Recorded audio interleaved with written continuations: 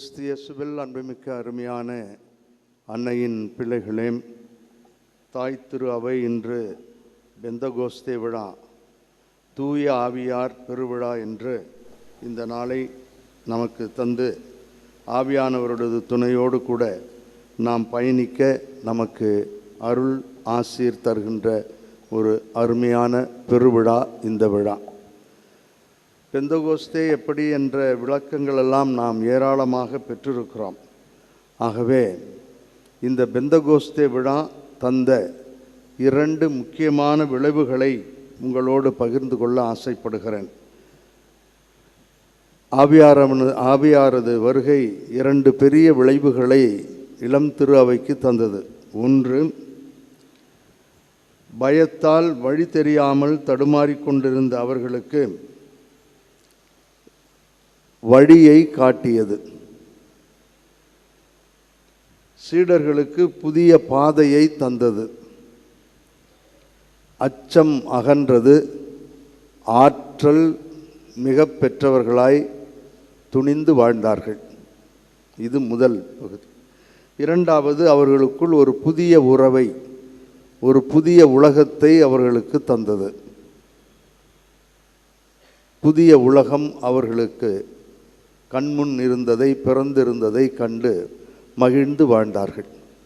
சற்று விரிவாக பார்ப்போம். அச்சம் அகன்றது. இன்றைய நற்செய்தி வாசகத்திலே நாம் படிக்க கேட்டதை போன்று, சீடர்கள் யூதர்களுக்கு அஞ்சி அறையிலே தங்களை தாங்களே பூட்டி கொண்டு குறுகிய ஒரு உலகத்திற்குள், பயத்தின் உலகத்தில் வாழ்ந்து கொண்டிருந்தார்கள். அவர்களிடம் ஆவியானவர் வந்தவுடன், ஆவியானவருடைய ஆற்றலை பெற்றவுடன், உங்களுக்கு அமைதி உண்டாகுக என்று சொல்லி ஆண்டவர் உள்ளே நுழைந்து என்ன நடைபெறும் என்று சொன்ன பிற்பாடு, அது நடந்த இந்த பெந்தகோஸ்தே விழாவிற்கு பிறகு அவர்களது வாழ்வே மாறிப்போனது. ஒன்றும் தெரியாதவர்கள் என்று நினைத்து கொண்டிருந்த அவர்கள் தாங்கள் கண்டதையும் நாங்கள் கண்டதையும் கேட்டதையும், யோவான் சொல்லுவார், தொட்டு உணர்ந்ததையும் அறிவிக்காமல் எங்களால் இருக்க முடியாது. யாருக்கு அஞ்சினார்களோ அவர்கள் முன்னிலையில் அந்த சங்கத்தாரிடமே சென்று இந்த வார்த்தைகளை சொன்னார்கள். மேலும் இயேசுவின் நாமத்தை தவிர வேறு எந்த நாமமும் நாம் வாழ்வு பெற வேண்டி விண்ணிலோ மண்ணிலோ தரப்படவில்லை. ஆகவே இந்த நாமத்தை தவிர, இந்த இயேசுவின் பெயரை தவிர நாம் வாழ்வடைய வேண்டுமென்றால் வேறு வழி இல்லை என்று சொன்னார்கள். இந்த இயேசுவைத்தான் அவர்கள் போதிக்கக்கூடாது என்று சொன்னார்கள். ஆனால் அதைத்தான் அவர்கள் மீண்டும் மீண்டும் அடித்து சொன்னார்கள். ஒரு சமயத்திலே அவர்களுக்குள் பிளவு வருவதற்கான வாய்ப்பு இருந்தது. கிரேக்க மொழி பேசுபவர்களும் யூத மொழி பேசுபவர்களுக்கும் இடையே, எபிரேய மொழி பேசுபவர்களுக்கும் இடையே சற்று பாகுபாடு இருப்பதை போன்று தோன்றியது. இது ஒரு சண்டையாக மாறும் என்று பலர் எண்ணினார்கள். பகல் கனவு கண்டார்கள். ஆனால் ஆவியானவருடைய துணையோடு கூட அவர்கள் அதை அற்புதமாக கையாண்டார்கள். நாங்கள் இறை வார்த்தையை எடுத்துரைக்க வேண்டும். இந்த உணவு பரிமாற்றத்திற்கு வேறு ஆட்களை நாம் தேர்ந்தெடுப்போம். ஆகவே முதற் பணி இறை பணி, நற்செய்தி பணி. அதற்கு நாங்கள் ஆண்டவரோடு இருந்தவர்கள் செல்லுகிறோம். ஆண்டவரை அறிந்தவர்கள், கேட்டவர்கள் இப்பொழுது இந்த உணவு பணியை, மக்களுக்கு பரிமாறக்கூடிய பணியை அவர்கள் தேர்ந்தெடுத்து கொள்ளட்டும் என்று தியாக்கோன்மார்களை உருவாக்கினார்கள். ஆக சிக்கலாக போகும், சிதறிப்போவார்கள், ஓடிவிடுவார்கள், ஒன்றுமில்லாமல் போய்விடுவார்கள் என்றவர்கள் அழுத்தம் திருத்தமாக யூதர்களும் ஒன்றிணைந்திருந்தார்கள். அதே நேரத்தில் கிரேக்க மொழி பேசுபவர்களும் ஒன்றிணைந்திருந்தார்கள். இதுதான் அவர்களுக்கு தந்த ஒரு புதிய வழி. அதை அருமையாக நாம் பார்க்கிறோம். இப்பொழுது இரண்டாவதற்கு நாம் செல்லுகிறோம். ஒரு புதிய உறவு, புதிய உலகத்தை காணுகிறார்கள். அதைத்தான் அங்கே நான் தலைப்பாக தந்திருக்கிறேன். ஆகவே இந்த புதிய உலகத்தை பற்றி நாம் சற்று அதிகமாக பேச வேண்டும். என்ன அந்த உலகம்? முதல் communism, the first communism started from the church. பொது உடைமை கொள்கை என்று நாம் இன்று பேசுவதெல்லாம் அன்று நம்முடைய திரு அவையிலிருந்து தான் வந்தது. திருத்தூதர் பணிகள் 4வது அதிகாரம்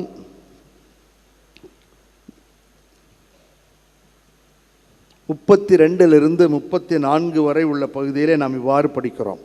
தலைப்பே பொது உடைமை என்றுதான் இருக்கும். நம்பிக்கை கொண்ட மக்கள் அனைவரும் ஒரே உள்ளமும் ஒரே உயிருமாய் இருந்தனர்.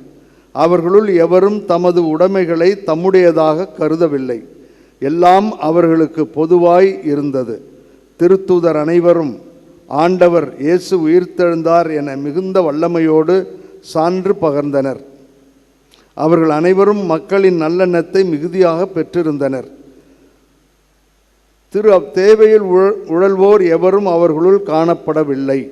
நிலப்புலன்களை அல்லது வீடுகளை உடையோர் அவற்றை விற்று அந்த தொகையை கொண்டு வந்து திருத்தூதருடைய காலடியில் வைப்பர். அது அவரவர் தேவைக்கு தக்கவாறு பகிர்ந்து கொடுக்கப்படும். த ஃபர்ஸ்ட் கம்யூனிசம் வித்து இங்கே தான் இடப்படுகிறது. அருமையான ஒரு புதிய உலகம். அதைத்தான் நாம் சமநிலை சகோதர சமுதாயம் படைத்தார்கள் என்று பார்க்கிறோம். இது யதார்த்தமாக நடந்ததல்ல, ஆவியானவருடைய துணையோடு நடந்தது. இந்த சமநிலை சகோதர சமுதாயத்தை படைத்த அதில்தான் நாம் வாழுகிறோம். இதில்தான் ஜாதி இன மத பேதங்களையெல்லாம் கடந்து தூக்கி எறிந்துவிட்டு ஒரே ஆண்டவர் ஒரே மீட்பர் என்று நாம் வாழ கற்றிருக்கிறோம். இரண்டாவதாக ஒரு புதிய சமுதாயத்திற்குள் அவர்கள் செல்லுகிறார்கள். மன்னித்து அவர்கள் அனைவரையும் ஏற்றுக்கொண்டார்கள். திருத்தூதர் பணிகள் 3வது அதிகாரம் 18வது வசனத்தில் நாம் இவ்வாறு பார்க்கிறோம். திருத்தூதர் பணிகள் 3:18 அதில் அவர்கள் சொல்லுகிறார்கள், இயேசுவை பற்றி போதிக்கலாகாது என்றெல்லாம் சொன்ன பொழுது அவர்கள், அன்பர்களே, நீங்களும் உங்கள் தலைவர்களும் அறியாமையினாலேயே இப்படி செய்துவிட்டீர்கள் என எனக்கு தெரியும். எதை செய்தார்கள்? இயேசுவை சிலுவையில் அறைந்தார்கள். அவரை இல்லாதது பொல்லாததெல்லாம் சொல்லி பாடுகளை தந்து அவரை நைய புடைத்தார்கள். இறுதியில் மரணத்தையும் சிலுவையும் தந்தார்கள். இதெல்லாம் அவர்கள் தெரியாமல் செய்யவில்லை, தெரிந்துதான் செய்தார்கள். ஆனால் இவர்கள் இப்பொழுது என்ன சொல்லுகிறார்கள்? அன்பர்களே, நீங்களும் உங்கள் தலைவர்களும் அறியாமையினாலேயே இப்படி செய்து விட்டீர்கள் என எனக்கு தெரியும். ஆகவே அன்று ஆண்டவர் இயேசு கிறிஸ்து லூக்கா எழுதிய நற்செய்தி 23வது அதிகாரம் 34வது வசனத்தில், தந்தையே, இவர்கள் செய்வது என்னதென்று அறியாது செய்கிறார்கள், இவர்களை மன்னியும் என்று சொன்னாரோ அதே வார்த்தைகளை அதே அர்த்தம் பட நீங்கள் தெரியாமல் செய்துவிட்டீர்கள் என்று எங்களுக்கு தெரியும். ஆகவே ஆண்டவர் இன்னும் ஒரு வாய்ப்பை தருகிறார், மன்னிப்பை தருகிறார், மீட்பை தருகிறார். யூதர்களே, தெரிந்தே நீங்கள் செய்திருந்தாலும் அது பெரிதாக கருதப்படவில்லை. ஆண்டவருடைய கண்முன் இது மன்னிக்கப்படுகிறது என்று ஒரு அன்பின் வார்த்தையை, மன்னிப்பை அவர்களுக்கு சொல்லித்தந்த ஒரு அற்புதமான நாள் இந்த நாள். ஆகவே இந்த மன்னிப்பையும் சற்று நம்முடைய குடும்பத்திலே போட்டு பாருங்களேன். இந்த மன்னிப்பு இல்லாத ஒரே காரணத்திற்காகத்தான் நம்முடைய குடும்பங்கள் எல்லாம் சின்ன பின்னமாகி போகிறது. இந்த மன்னிப்பு என்பதை நாம் வேறு விதமாக பார்க்கிறோம். வரட்டு கௌரவம் என்று பார்ப்போம், வீண் பிடிவாதங்கள் என்று பார்ப்போம், நீயா நானா என்று பார்ப்போம், அல்லது உன் வகையராவா என் வகையராவா என்று பார்ப்போம், அல்லது ஒருவரை மனமொத்து ஜாதிகளை எல்லாம் கடந்து திருமணம் செய்தவர்கள் கூட ஒரு காலகட்டத்தில் அதற்கு அடிமையாகி வீழ்ந்து போய் மன்னிக்க முடியாமல் தடுமாறக்கூடியவர்களாக இருக்கிறோம். ஆகவே இந்த மன்னிப்பின் பாடத்தை அழுத்தம் திருத்தமாக நம்முடைய பெந்தகோஸ்தே விழாவிலே அவர்கள் சிறப்பாக பேசினார்கள் என்று பார்க்கிறோம். அந்த மன்னிப்பு நம் குடும்பங்களில் இந்த நாளிலே வர வேண்டும் என்று நாம் ஆவியானவரிடம் ஜெபிக்க வேண்டும். அந்த ஆவியானவர் நமக்குள் வந்து நமக்குள் இருக்கக்கூடிய இந்த தேவையில்லாத சிந்தனைகளை எல்லாம் அகற்றி மகிழ்வோடும் நிறைவோடும் வாழ்வதற்கு, தெரிந்தே செய்த பிற்பாடும் கூட தெரியாமல் செய்து விட்டீர்கள் என்று சொல்லக்கூடிய அளவிற்கு தாராள உள்ளம் உள்ளவர்களாக வாழ வேண்டும் என்று ஆவியானவரிடம் சிறப்பாக ஜெபிப்போம். ஆகவே இந்த ஆவியானவர் தருகின்ற இந்த அருமையான இந்த கொடை, மன்னிப்பு என்ற கொடை, உலக மக்கள் அனைவருக்கும் எல்லா எல்லைக்கோடுகளையும் தாண்டி எல்லோருக்கும் தேவைப்படுகின்ற ஒரு அருமையான கொடையாகும். அந்த கொடையை ஒருவேளை இங்கு இருப்பவர்கள் நமக்கு அதிகம் தேவைப்படுகிறது என்றால் நாம் அந்த கொடையை இன்று சிறப்பாக ஆவியானவருடைய இந்த விழாவிலே நாம் கேட்போம். அடுத்து ஒரு புதிய உறவை அவர் தருகிறார். துன்பங்களின் பற்றுறுதியில்தான் நாம் நம்மை நிலைநாட்ட முடியும், நாம் மகிழ்வோடு இருக்க முடியும் என்று சொல்லுகிறார்கள். ஆகவே திருத்தூதர் பணிகள் 5வது அதிகாரத்தில் ஒரு நிகழ்வை நாம் பார்க்கிறோம். திருத்தூதர் பணிகள் 5வது அதிகாரத்தில் கமாலியேல் என்று சொல்லக்கூடிய ஒரு பெரிய சட்ட வல்லுநரிடம் அவர்கள் சென்று நிற்கிறார்கள். அப்பொழுது அவர்கள் எல்லாம் அவர் இந்த சீடர்களை வெளியே அமர்த்தி வெளியே போய் சொல்லி அவரிடம் சொல்லுகிறார், நீங்கள் இவர்கள் விஷயத்திலே சற்று கவனமாக இருங்கள். அவர்கள் திருத்தூதர்களை அழைத்து அவர்களை நைய புடைத்து இயேசுவை பற்றி பேசக்கூடாது என்று கட்டளையிட்டு விடுதலை செய்தனர்.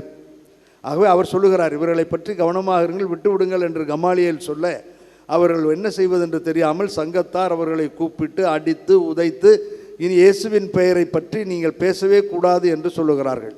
ஆனால் அவர்களோ இந்த அடி உதையெல்லாம் அவர்களுக்கு கிடைத்த பற்றுறுதியின் சாட்சி என்று நினைத்து துன்பத்தை இன்பமாக மாற்றி ஏற்றுக்கொண்டு வெளியே போகின்ற பொழுது 5:41 இவ்வாறு நாம் பார்க்கிறோம். இயேசுவின் பெயரை முன்னிட்டு அவமதிப்புக்கு உரியவர்களாக கருதப்பட்டதால் திருத்தூதர்கள் மகிழ்ச்சியோடு தலைமை சங்கத்தை விட்டு வெளியே சென்றார்கள். வெளியே சென்று நாள்தோறும் அவர்கள் கற்பிப்பதிலும் போதிப்பதிலும் அப்பம் பிடிவதிலும் ஒன்றாக இருந்தார்கள் என்று நாம் பார்க்கிறோம். கிறிஸ்து இயேசுவில் அன்புமிக்க அருமையான சகோதரிகளே, சகோதரர்களே, இந்த பற்றுறுதி தான் இன்றும் நான் சொல்கிறேன். ஆவியானவரை பெற்ற நாம் திருமுழுக்கு வழியாக, உறுதி பூசுதல் வழியாக ஆவியானவரை பெற்ற நாம் தடுமாறி போகிறோம். வாழ சிறிதும் கூட நம்மிடம் எண்ணமில்லாமல் போய்விடு. ஒரு சிறிய துன்பம் வந்தாலும் நாம் ஓடி ஒளிந்து விடுகிறோம். தொட்டாசு நீங்கிகளைப் போல, இது எனக்கு இது பிடிக்காது, ஐயோ இந்த மாமியார் சரியில்லை, மாமனார் சரியில்லை, புருஷன் கணவர் சரியில்லை என்றெல்லாம் அடுக்கி அடுக்கி அடுக்கி இல்லாததைத்தான் சொல்லுகிறோமே ஒழிய இருப்பதை சொல்லி வாழ்வதற்கு என்ன செய்யலாம்? இந்த துன்பங்கள் ஒரு நாள் இன்பமாக மாறும். இதுதான் ஆண்டவர் நமக்கு சொல்லி இருக்கின்ற ஒரு அருமையான பாடம்.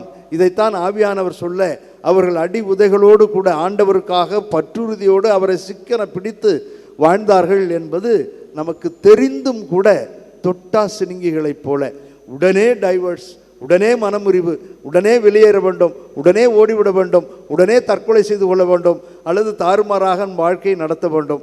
இதுதான் நம்முடைய இளைய சமுதாயத்தில் பரவலாக இருப்பதாக நாம் அறிகிறோம். நாம் கோழைகள் அல்ல. ஆண்டவர் நமக்குள் ஆவியானவரை தந்திருக்கிறார். அதைத்தான் புனித பவுலடியார் தீமோத்தேயுவுக்கு எழுதிய 2வது திருமுகத்திலே சொல்லுவார், ஆவியானவர் நமக்கு இருக்கிறார். நமக்கு கடவுள் கோழை உள்ளத்தினை அல்ல, கட்டுப்பாடும் அன்பும் விவேகமும் கொண்ட உள்ளத்தை தந்திருக்கிறார் என்று சொல்லுகிறார். அவற்றை ஒரு முறையாவது பயன்படுத்த நாம் ஆசைப்படுகிறோமோ என்றால் கேள்விக்குறியாகத்தான் இருக்கிறது. ஆகவே கிறிஸ்து இயேசுவில் அன்புமிக்க அருமையான சகோதரிகளே, சகோதரர்களே, இறுதியாக இயேசு வாழ்ந்த பொழுது சொன்ன ஒரு வாக்கியத்தை படித்து முடிக்கிறேன். நீங்கள் கவலைப்பட வேண்டாம், அச்சப்பட வேண்டாம், எதற்கும் ஓடி ஆடி அங்கு அலைய வேண்டாம் என்பதை மிக அழகாக மத்தேயு எழுதிய நற்செய்தி 10வது அதிகாரத்தில் 17 to 22 வரை இருப்பதை படித்து முடிக்கிறேன். யூத சங்கத்திடம் நீங்கள் ஒப்புவிக்கப்படுவீர்கள். நீங்கள் தொழுகை கூடங்களில் உங்களை சாட்டையால் அடிப்பார்கள்.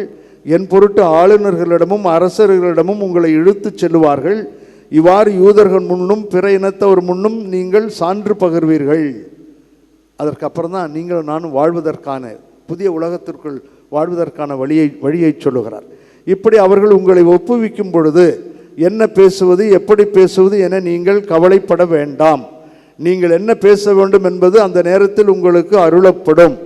ஏனெனில் பேசுபவர் நீங்கள் அல்லர், மாறாக உங்கள் தந்தையின் ஆவியாரே உங்கள் வழியாக பேசுவார். இந்த திட மனதைத்தான் இன்றைய சமுதாயம் தேடித் திரிகிறது. இதைத்தான் ஆண்டவர் என்று நமக்கு தருகிறார். வாழ்ந்த அன்னை வழியாக இந்த அருளுக்காக ஜெபிப்போம். ஒரு புதிய வழியை தர வேண்டும் என்று வேண்டுவோம். புதிய உலகத்தில் சென்று ஒரு அருமையான அன்புறவுக்குள் வாழுவோம். ஒரே ஒரு முறை வாழப்போகின்ற இந்த வாழ்வு ஆவியானவருடைய இந்த திருவிழாவிலே, பெந்தகோஸ்தே விழாவிலே மகிழ்வோடும் நிறைவோடும் நாம் கேட்போம். கருவறை டு கல்லறை, ஊம் டு டூம், ஒரு முறை நடக்கப் போகின்ற இந்த வாழ்வு, ஆண்டவரே எனக்கு ஒரு புதிய வழித்தடத்தையும் எனக்கு ஒரு புதிய அன்பு உறவையும் தந்து மகிழ்வோடும் மனநிறைவோடும் வாழ அருள் தாரும் என்று வேண்டுவோம். ஒரே ஒரு முறை வாழப்போகின்ற வாழ்வு, மீண்டும் கிடைக்காத இந்த வாழ்வு நமக்கு அருள் ஆசிரியரை தர வேண்டும் என்று வாழ்ந்து காட்டிய அன்னை வழியாக சேர்ந்து ஜெபிப்போம். வல்ல இறைவன் நல்லருள் பொழிவார். ஆமீன். நம்பிக்கை அறிக்கை.